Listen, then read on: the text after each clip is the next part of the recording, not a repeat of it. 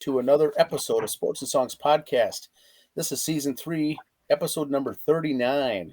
This is a sports episode, Andy, and boy, do we have a full load tonight. It is August 15th, and we're in baseball mode, are we not? Yep, today is basically be baseball only. I'm going to do a special episode midweek to cover football. NFL football started up. High school and college have started getting their fall sports ready. So I'll touch on that midweek. We'll do a little something there. But today is going to be baseball only. Yeah, the good thing with baseball is looking up today, Luis Arraez of the Twins still is the league leading batting average leader right now. And the most people coming up his tail is from the National Leagues. He has almost a 20-point lead in the American League, but he has it's a pretty safe lead in the American League to win the batting title now. Of course, it's still too soon, but he's leading all the major league hitters right now that qualify in batting average. So that's fun. We'll touch on that. We've got over 35 baseball finals for the tournaments. We've got town ball. We've got the whole thing here, but I'll start off with the trivia question, right? We'll start with even the trivia questions baseball, so start with that. It's a full baseball episode. Trivia question is this. Name the pitcher, there's only one in the major leagues, that has thrown a perfect game, an immaculate inning, and a 4-strikeout inning. 4 strikeouts. Yes, you heard me right. He's thrown 4 strikeouts in one inning, and that usually happens when you have to drop the ball, third strike kind of a deal, and you get an extra out when someone reaches the base safely. And the immaculate inning is 9 pitches. An immaculate inning is 9 pitches, 3 strikeouts, nothing else. This guy has done that. 4 strikeouts in one inning and a perfect game. So name him. Look him up if you can. Do some research. If not, hang with us here till the end of the show. We'll announce that winner. It's a very good trivia question. I didn't know that until I heard it.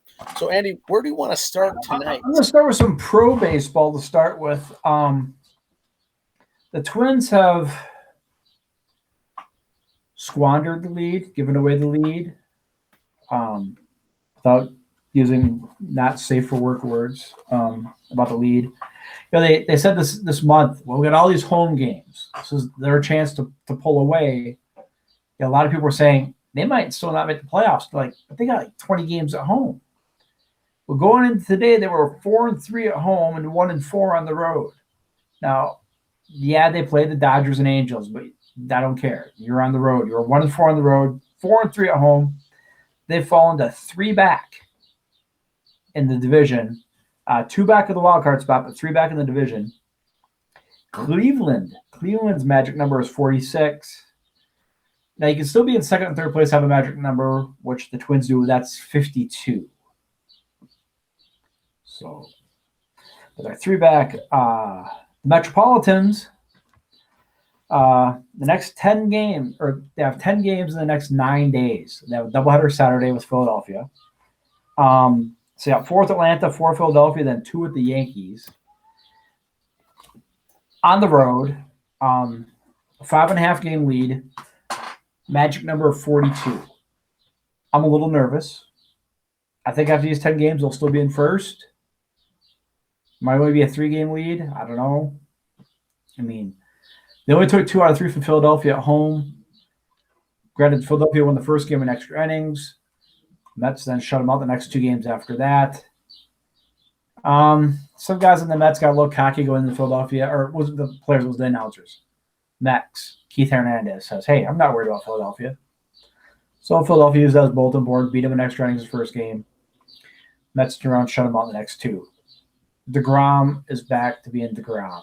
If he just get his 6 innings in, his 10 strikeouts, 12 strikeouts like he's done these first couple games, I'm happy with that. He's got 2 wins, 28 Ks. I mean, in 2-3 games. So he's back to being DeGrom. Scherzer's in Scherzer mode. So I'm okay with that. Like I said, the Mets, their magic number is 42. Their magic number to eliminate the Washington Nationals is 10. No.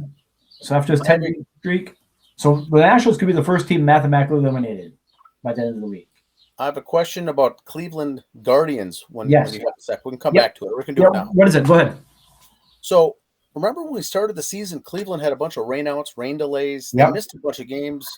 They had to catch up all these games. And I remember you saying, once they catch up on those games and they start winning a bunch, they'll all of a sudden come from nowhere and could do very well. And now it looks like that's what they did. They got caught up. They're no longer behind on the games played, I don't believe. They've taken a 2.5, 3-game lead over the Twins in the Central.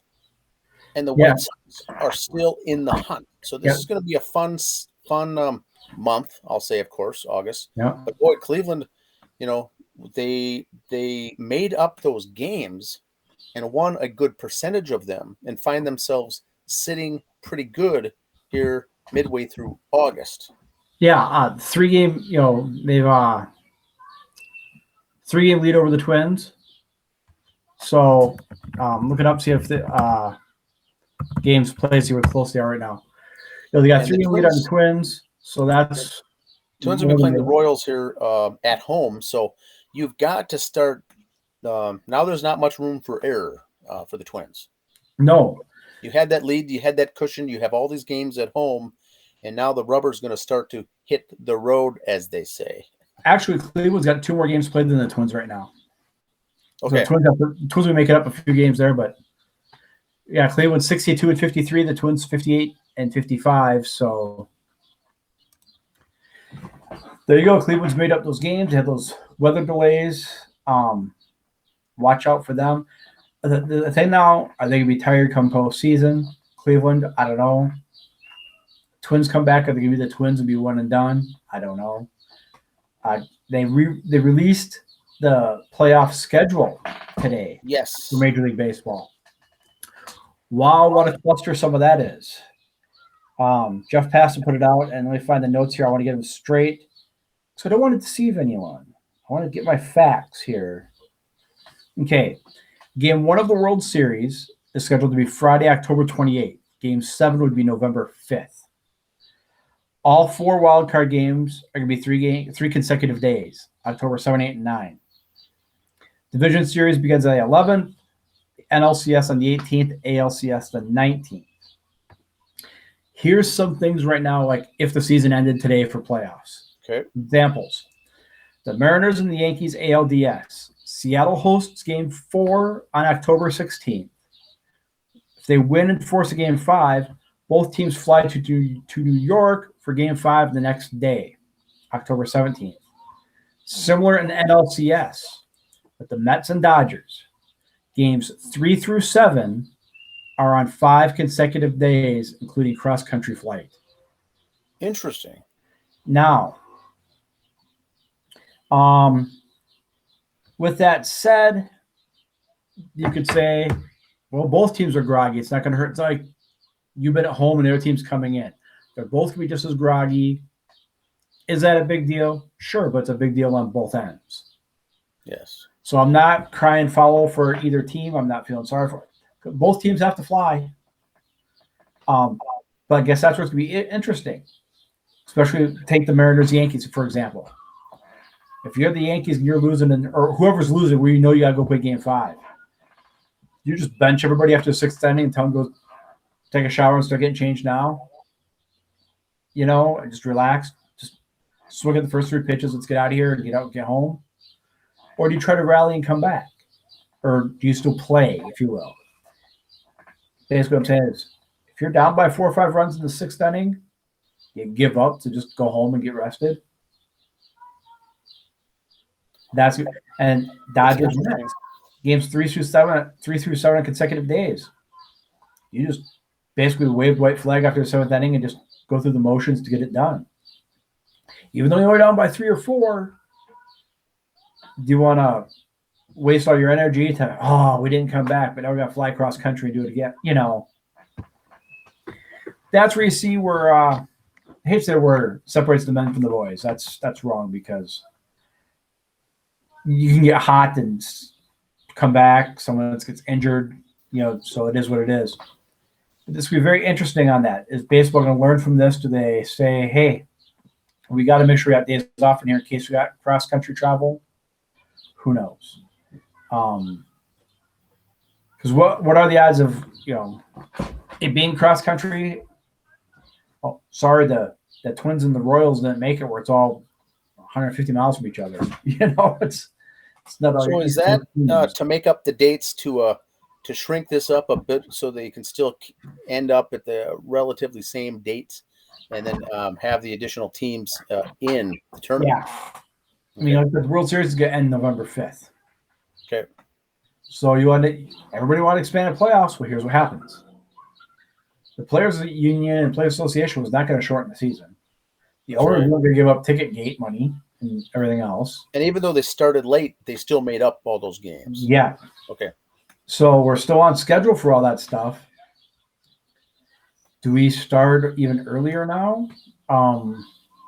Like I've said before, we got enough domes and southern teams or coast teams where you just have it. Okay, the Twins now are playing 20 games this month at home. We still had a lot of games in April and March here in Minnesota too. So you let the Angels and the California teams and the Florida teams and the Texas teams have all the home games to start with the first 3 weeks. Because how many games do you see for the Twins, Cubs, Tigers, White Sox? You play opening day off, then 2 more games. Well, if we need to make up for weather. Well, you're only making up for one. You're giving room for one game. Yeah. Have all 3 of them a day off in case you got to make it up there. They kind of cut themselves short, but there's people making a lot more money than I do making those decisions, and they're not making. Well, that'll be interesting. Once we get into September, Labor Day here, it's going to get very interesting for Major League Baseball. Yep. A lot of these teams, fun stuff. With the exception of the Twins being 3 out and the Mets having a 5.5 game lead, everybody else is looking at double-digit leads. So, I'm sorry, St. Louis and Milwaukee are within 1.5 games. Yankees have a double-digit lead. Dodgers have a double-digit lead. The Padres, since they got Soto, everybody's going, oh, but look at Juan Soto and Manny Machado's numbers. They're great. But they're playing like 500 cents. And the latest thing in Major League Baseball, you've heard of football, the Madden curse? Yes. Have you heard of the Dairy Queen curse? No, I have not.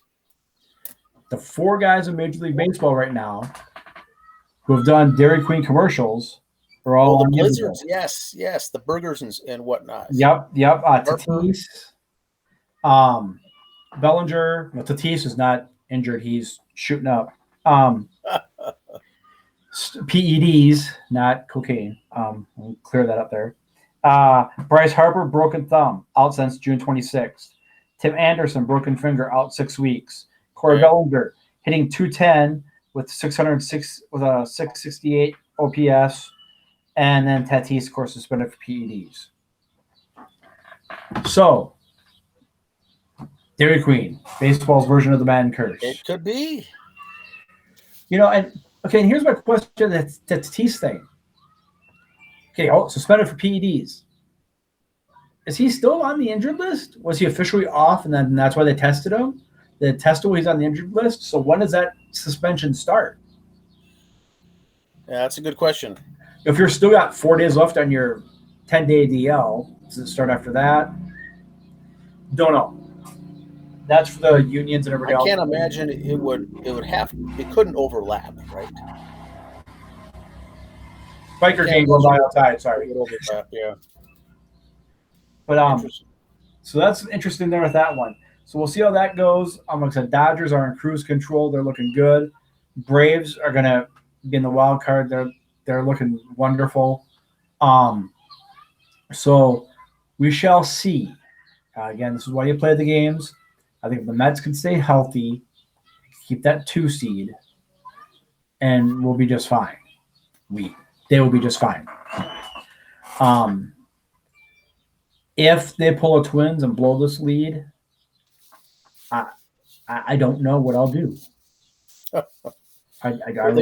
They've led since the beginning of the season, right? They've never been in second place. I believe so.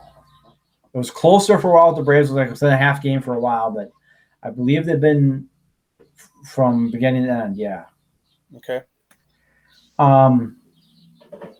Yeah, because there was for a while. I remember at the beginning of the season, they were the only team above 500 in that division. So Unless there was something at the beginning of the year where they were 1-2 or tied for first at 1-1 or something like that. But I think after the first series, I think they were leading, much like the Twins. I think they were up the whole time.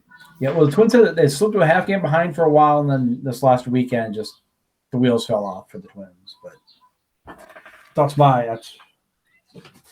not nice to say, but that's true. That they've just kind of choked. Are they choking, or are they just? I hate to say they played easy contenders because their schedule's been, I don't think, any easier than Cleveland or Chicago's. Are they just, was it smoke and mirrors this first half of the year, or I don't know. We'll soon find out in a couple more weeks here. We'll see what happens. Now I've got some over 35 Federal League results. We'll start with that before we get to the town ball stuff. Yeah, 35. The town ball coming up, but over 35, state of Minnesota. There's 31 teams, I think, in the over 35 brackets in the Federal League. The 2-week tournament concluded on Sunday. Yesterday, Andy, was Championship Sunday. The AAA team, the Mammoth won back-to-back titles. They are tough to beat. There was some talk that some of these teams up here could be challenging some Region C, some Class C teams in amateur ball. That's how much talent they've got. But the Mammoth have won back-to-back Class AAA titles in the Federal League. New Market beat Rockford 15-1 in the finals of the AA.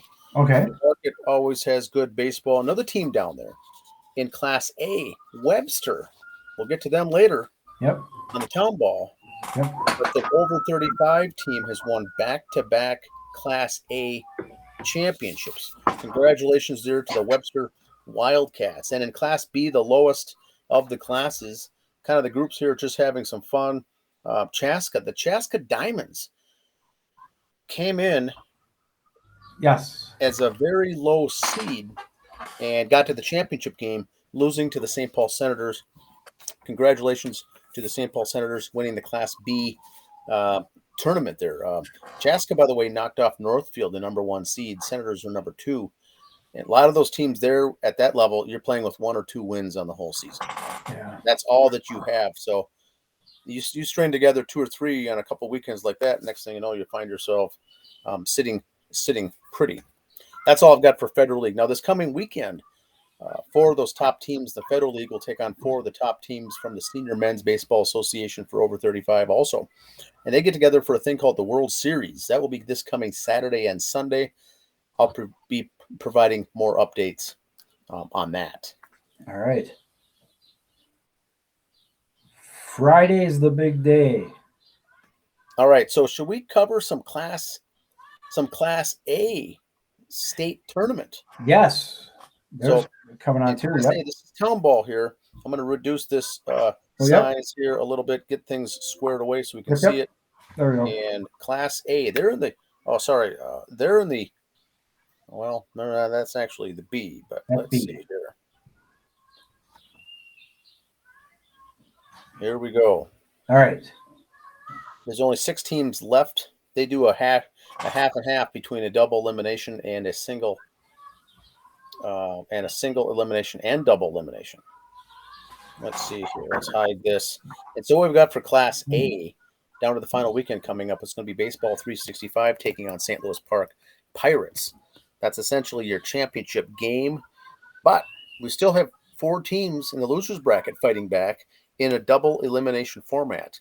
These games now are elimination. They've already lost 1. So St. Anthony Hogs will take on the Minneapolis Cobras. Cobras won the Class A a couple of years ago. The loser of that team will go home. Winner will advance. Minnetonka Millers, also very successful over the past few years, will take on last year's champion, Air Freight Unlimited. And remember, those early games, they're 10 a.m. and 1 p.m. Loser goes home. The 2 winners of that will take on the teams in the upper bracket. That'll be concluding this weekend. So that's a state tournament. That's not region. That is their state. That's all hosted in St. Anthony. All right. There's our friends in Class B. Those are our friends in Class B here, Andy. And this is single elimination for the first 2 rounds and then you get to the Final Four, and it's double elimination after that. But you get Meadville and Prior Lake Jays going head-to-head in that first game. Look at the location here. Meadville's playing at home. Big favorite there. And then you get Cold Spring Springers playing the Anoka Bucks. And then look at the next game. You lose here, the teams go home. Now, look at the Dundas game. Location. Dundas plays at Dundas against the Egan Bandits. Very big disadvantage there for Egan. Look for Dundas to win that game at home. And we finish off with Blaine Fusion and Sobieski. Now, folks will remember Sobieski from last year's Class C champions. They moved up to Class B, made the state. They're going to be taking on some tough competition here in Class B. Now, what justifies a team moving from C to B or B back to C or something like that? Typically, if you win C, you got to automatically move up to B, is what I think it is. Okay. I can't be sure on that, but I think there's something to do with that. It's also the number of players they've got that have played college and minor league and pro baseball over the years. Okay. Sobieski did move up to the reigning champions in C, which means we will have a new C champion. Now, continuing on with Class B, this is the next round. The next layer, same first round. It's Moorhead Brewers against Newmarket Muskies. Champlain Park against the local Chaska Cubs. That's Sunday's game. Loser goes home once again. Rochester Royals take on the Hamel Hawks. And Coon Rapids Redbirds take on the Chanhassen Redbirds in a match of the Redbirds. Loser goes home. Next team advances there for the following weekend. And they're only starting with 16. There's only 16 teams that make the tournament field. Chanhassen, 3-time defending champs, too. Oh, yes. Always tough. Chaska Cubs will have their hands full, but they've got some good players as well. And if you notice, that's not a typo. Coon Rapids Redbirds is one word, and Chanhassen Redbirds is two words. Yes. It's not a typo. That's the way it is. Yeah, it'll be interesting. It's kind of like the Louisville Cardinals and the Stanford Cardinal. Yes. But dealing with Redbirds here, it'll be tough to watch the scoreboard at that game. And the Low Gators, Redbird Park. Don't forget that. Yes. L-O capital G, Low Gators. Yeah, that is the Low capital G Gators. Moorhead's always tough too. Newmarket got in this year. Yeah. Very interesting. Very interesting. So that's all I've got for Class B. Anything else there, Andy, on Class B? No, not be just Chanhassen, 3-time champs. Hard to not say them as 4-time champs. Sobolewski, and I'm not bitter because of last year. Congratulations, you made it. But wow, and enjoy it because I don't think they'll get far. It is a little different competition there. And also, you kind of had a lot of help last year winning it too. Try not to be bitter, but you have a lot of help last year. Yeah, they did well. The other team that moved up was Young America this year out of the Crow River League, moved up to Class B. They were pretty. They held their own. Let's say that they didn't make the state. Their season is done. Now we move on to Class C. Yes. Now, Andy, you watched the show. I'm going to keep the YouTube link in the description section.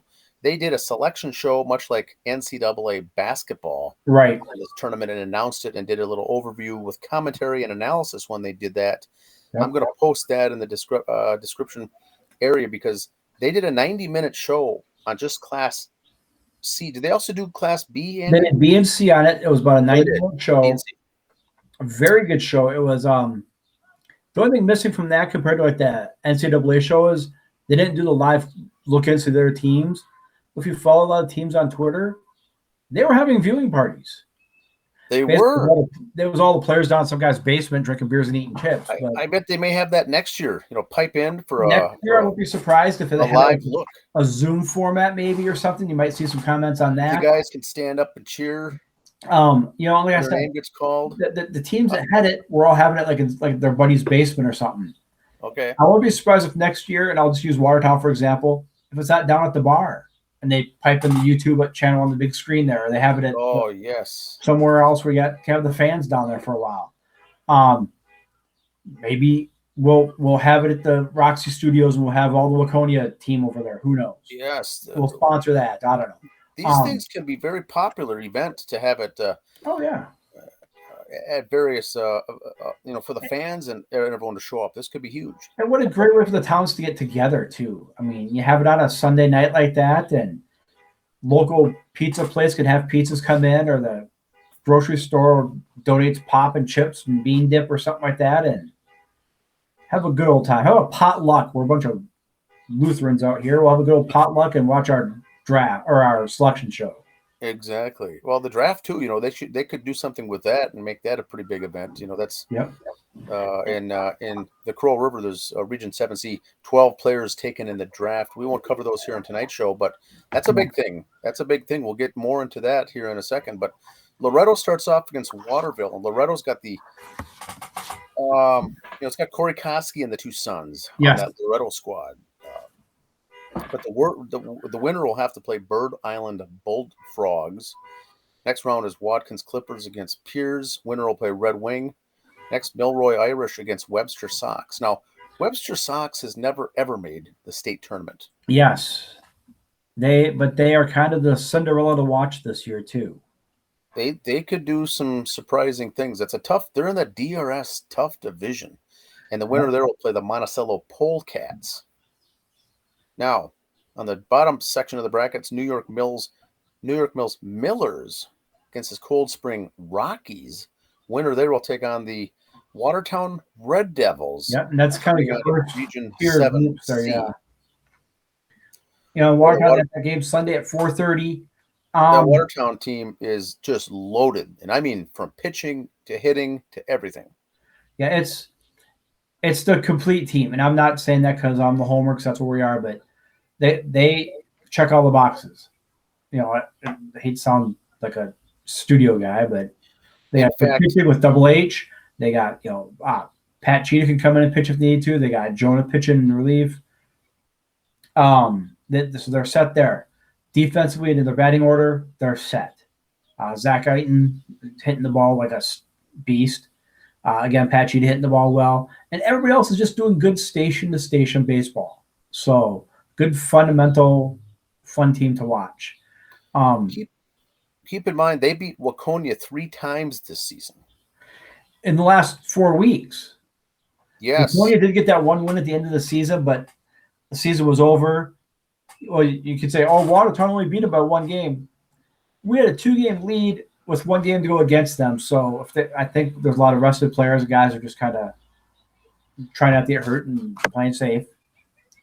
Waconia wanted to try to go in with a hot hand because they beat us. Great. But Waconia had some good games in the playoffs in 7C. But then they played Watertown, and it's like something happened different. I don't know. If they were in their head or what, I don't know. Because they destroyed a couple teams. And then the Watertown games, just not so much. I mean, they'll be one of the favorites, of course. Going to the finals last year, and there is no defending champion this year as Sobieski's out, but Watertown will be up there as one of the favorites, one of the teams to watch. So that should be fun. That Sunday 4:30 game in Faribault at Bell Field. Watertown had the number 1 seed most of the season, so. For the rankings, they ended the season as the number 1 ranked team, I believe, in Class C. Now, the next round is Hinckley against Richmond. The winner there will play Dumont. Then the next game is Stark Maple Lake. Winner there will play the Bemidji Blue Ox. That's another team I'd keep an eye on. Yes, and then Cannon Falls and Buckman Billy Goats. Winner there will play Laverne. And then we get down to the big game. Waconia Lakers against the Union Hill Bulldogs. That's a Crow River team taking on a DRS team. Winner will play Fergus Falls Hurricanes. That would be the only game I think I have in this bracket that whoever wins that first game will probably beat Fergus Falls in that next game. Right. Waconia and Union Hill's got a very good squad, and they'll be pitching.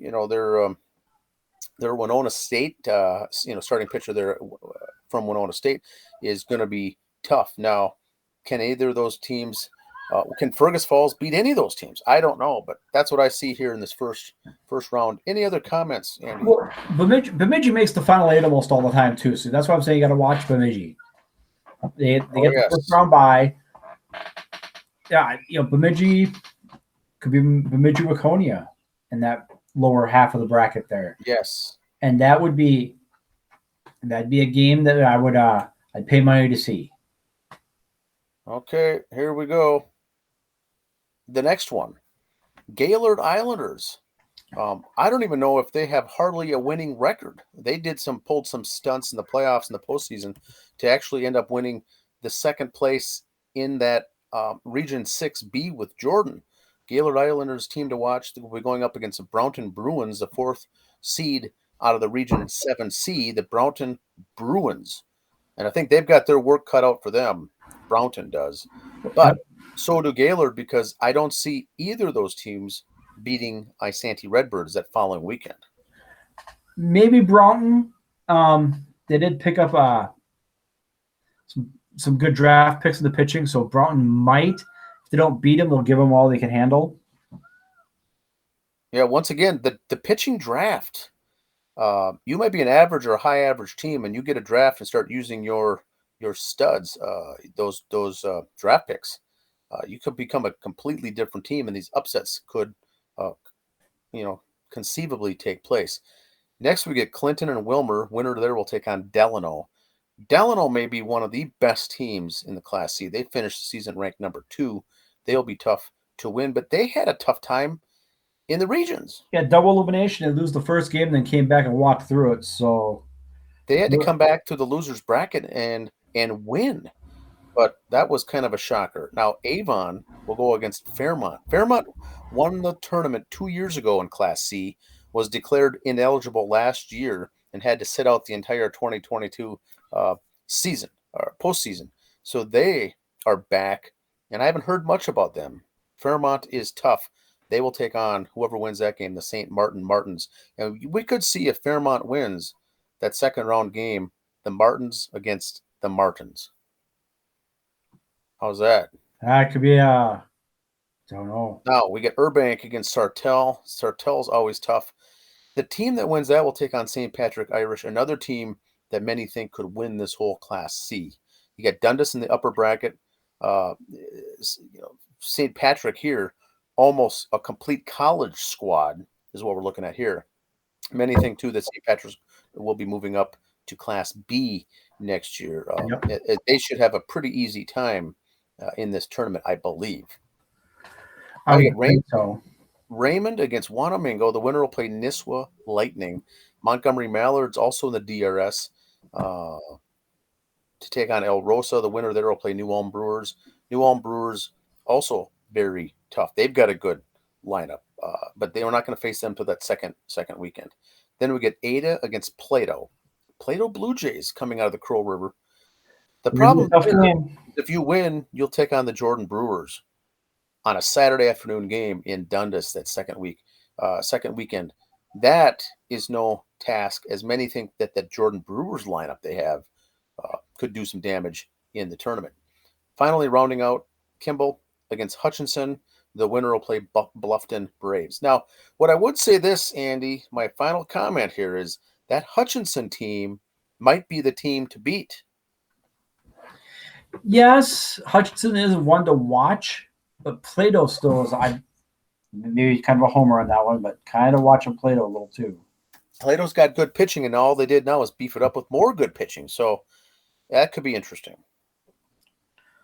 I'm just checking Gaylord's standings here. They did not start the season strong, but let's see. I'm just quick count 1 and 3, 4, 1, 5, 1, 6, 1, 7, 2, 7, 3, 7, 4, 5, 6. They're just over 500, close to 500 for the year. So okay, they came on hot at the end, but again, Plato. They picked up Jack Janke in the draft for pitching, so that's kind of why I played a little bit there too. They could be surprising again, kind of a 7C Rube here. Well, Hutch could be a tough team to watch. One thing they kind of mentioned in that bracket show, and I kind of think it's true too, is a lot of the teams like the Watertown, for example. We kind of had a little home cooking last year because it was up here in Waconia, Hamburg, area, Glencoe, so easy for the hometown team to go watch them. But when you're not at home, it's a little easier too because you don't have a lot of that pressure. So if they want to try to stake their claims, you're going, hey, we're second place last year, we should win this year. Their team's not there. Yeah, our fans travel good. Watertown fans travel well, but you're not going to be as pressured with everybody cheering you because it's the local teams too. Yeah, that's true. So that could help be a big plus. I think that's why Bemidji does well so much in a way too. There's not a lot of pressure.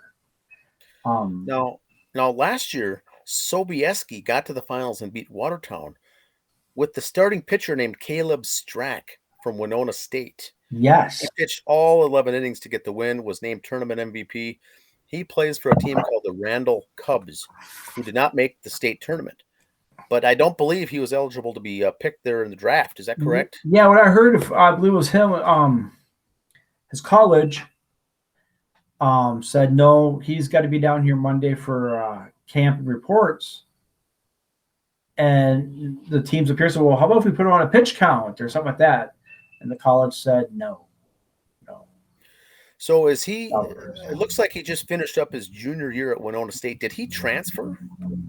Yes. Okay.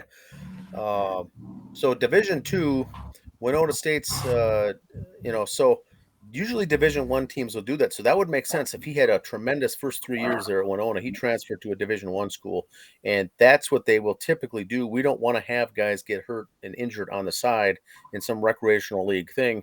Yes, you could become a big name and become famous there and local folklore with the Minnesota State Tournament because it's as big as it is, but that's a big arm missing right there out of that region. I mean, I don't know how upset Winona State was. He threw 11 innings in our game after their season, but that's kind of part of the deal. This is the fun part about town ball is, if it's the college kids, I wouldn't be surprised if you don't see a lot of the smaller schools like the Winonas or stuff like that, maybe putting a little more say on their players going, no town ball anymore. You play in the season, but not the playoffs or something like that. It could be. I'll play it, but I won't be surprised. Winona State has very good product for town ball baseball. They've got several players there in Waconia, a couple I think in Young America, and there for the Randall Cubs with Strack. They've got a lot of good guys coming out of there, and those are the type of guys that do well in the tournaments, the postseason, the state tournaments. Yep. But it's going to be fun. It's going to be something fun to watch. It's one of those things you never know. You can't make odds. I decided, Andy, I'm not going to do brackets this year. If I am, I'm waiting until the first round games are done. Yeah, it's like you said. There's so many chances for upsets. I mentioned a couple opinions on the show here so far as there's no way certain teams will get past other teams and vice versa. But when they get to the Sweet 16, I might make a board then. I might do that. But we know that Class A will wrap up here this weekend, and then Class B and C both have a couple weekends to go. They'll finish up, of course, Labor Day weekend. It all comes to a grinding halt there. We're going to be able to try to covering a lot of that third weekend and Labor Day weekend. One thing you want to know where the games are this year. One thing we missed. So Dundas was in there. Yep. It's Meesville. Meesville's in there. No Faribault. Faribault did not make the tournament for C. Oh, okay. So Faribault was in that DRS group, and they got beat out. And that's, I think, why Montgomery or Union Hill or Webster got in because Faribault is usually a pretty good team. They didn't make it at all. They didn't make it. So 2 out of 3 ain't bad, the song says. But sometimes you get the curse. A couple of years ago, Springfield had a good team. They hosted it, never even made the state. Yep. So that'll be interesting. But we got Meesville as a host, Dundas, Faribault, all three of those good locations. They've got their fields ready, prepped to go. Put a lot of time and energy into that. The games will be televised again this year. Andy, tell us a little more. Yeah. They mentioned on the selection show. You'll see that tomorrow or whenever you watch it. Watch that. It's going to be on what they called NSPN, Neighborhood Sports Network. Same group as last year at the Pro Spotlight, just different name. NSPN.TV. When I looked last night, they didn't have it uploaded yet.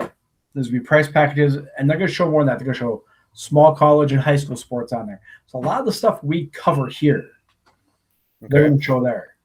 But also on the Minnesota Baseball Association YouTube channel is going to show a lot of the games also. Okay. So there's a couple different options there. Again, all starting on Friday. So charge up your phones Friday at work to listen to the games. No, there's Thursday. Is there Thursday games or not? The Thursday or Friday? I thought, let me just peek here without my glasses on. Friday, Saturday. Oh, it must be Friday, Saturday.